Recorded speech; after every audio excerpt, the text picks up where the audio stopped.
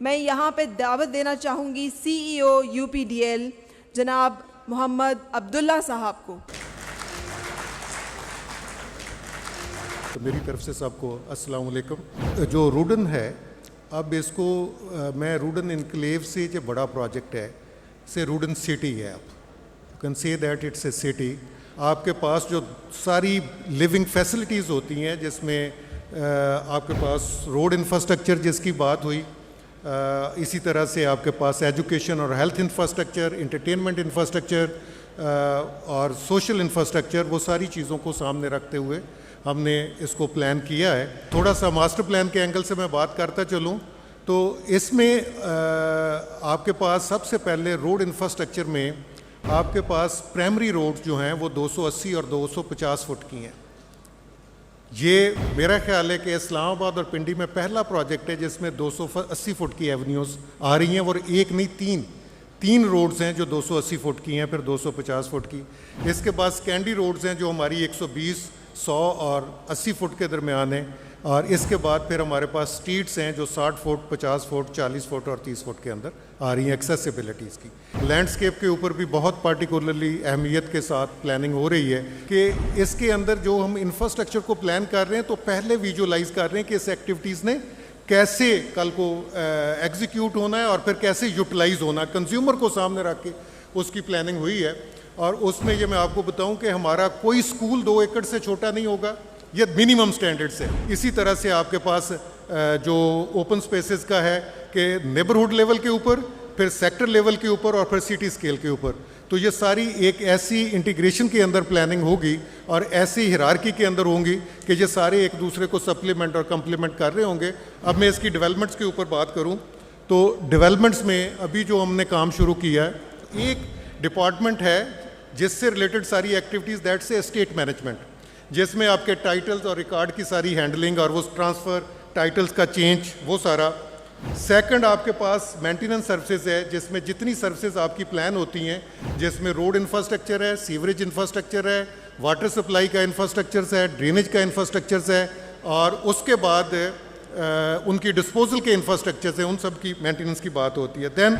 Water supply system, water supply system की जब हम बात करते हैं तो पहले सोर्सेज की डेवलपमेंट है कि जी आपको रेजरवार चाहिए, ट्यूबवेल चाहिए, मुख्तलिफ जगह के ऊपर रेन वाटर हार्वेस्टिंग चाहिए, फिर उसकी ट्रीटमेंट है जिसमें वाटर फिल्ट्रेशन प्लांट आते हैं, फिर डिस्ट्रीब्यूशन नेटवर्क्स आता है जिसमें अंडरग्राउंड और ओवरहेड स्टोरेजेस हैं, रेजरवायर स्टोरेजेस हैं, फिर डिस्ट्रीब्यूशन की तरफ जाता है और घर को कनेक्शंस तक पहुंचता है। इसी तरह से फिर सीवरेज की बात आती है। सीवरेज का नेटवर्क जो है वो भी आप घर से कलेक्ट करते हैं, मेन होल्स में आता है, चैम्बर्स में आता है, फिर नेटवर्क के तहत फिर मेन जिससे कह लें ट्रंक सीवर की तरफ जाता है और अल्टीमेटली सीवरेज ट्रीटमेंट प्लांट पे पहुंचता है। और जब सीवरेज ट्रीटमेंट प्लांट पे पहुंचता है तो वहाँ पे उसकी ट्रीटमेंट होने के बाद जो उसका पानी है वो प्लान्ड है कि फॉर दी हार्टिकल्चर है, इरिगेशन पर्पज़ के लिए यूटिलाइज होगा, और जो उसकी स्लज है वो एज ए ऑर्गेनिक मनूवर वो भी हार्टिकल्चर के लिए यूज़ होती है। तो इन सारी चीज़ों को सामने रख, फिर देन सॉलिड वेस्ट मैनेजमेंट, मुख्तलिफ लोकेशंस के ऊपर अलॉन्ग दी रोड किस किस जगह के ऊपर कलेक्शन पॉइंट्स होंगे, किस तरह से घर से कलेक्ट होगा। मेरी कोशिश होगी कि जो इंटरनेशनल स्टैंडर्ड्स है हम वही यहाँ पे लेके आएँ, ऑन दी सोर्स इसकी सेग्रीगेशंस हो, और जब ये डिस्पोजल पॉइंट पे जाए तो इसकी यूटिलिटी जो है वो हो जो दुनिया कर रही है। तो environment friendly solid waste management systems हर स्कूल के साथ, यहाँ पे स्कूल है उसके साथ एक बड़ा पार्क दे दिया हुआ है। तो बड़े पार्क जो हैं, और ये भी आप सुन के हैरान होंगे कि जो हमारा सेंट्रल पार्क है वो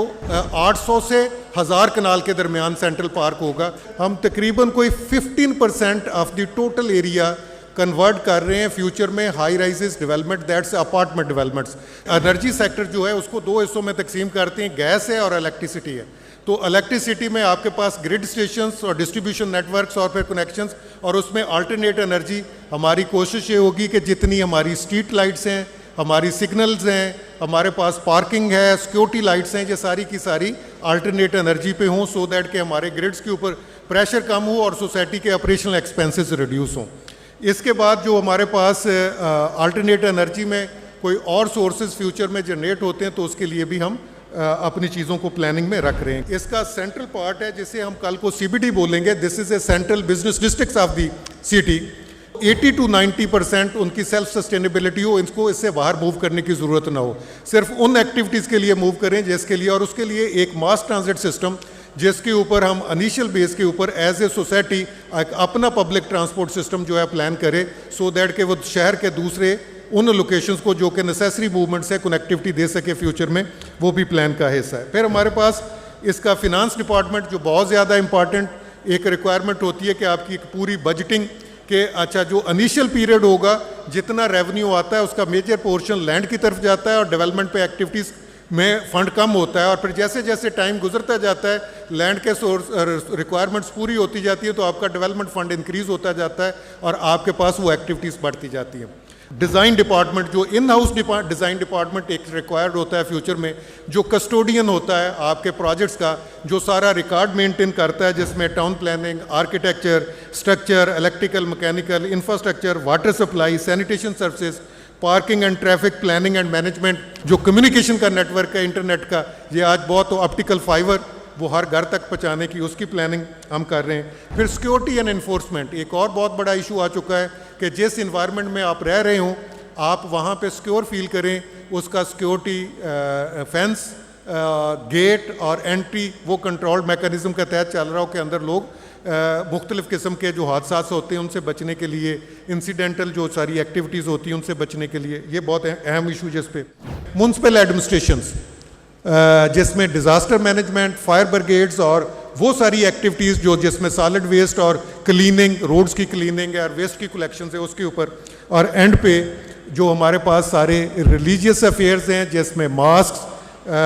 इमाम बारगाह, चर्च, चूँकि हमारे पास सारी कम्युनिटीज़ हैं उनकी पॉपुलेशन के हिसाब से। मैंने तो फेरी थी यूं ही खाक में उंगलियां, जब गौर से देखा तो रूडन तेरी तस्वीर बन गई। मैं इसके साथ सबका शुक्रिया अदा करता हूँ। Thank you.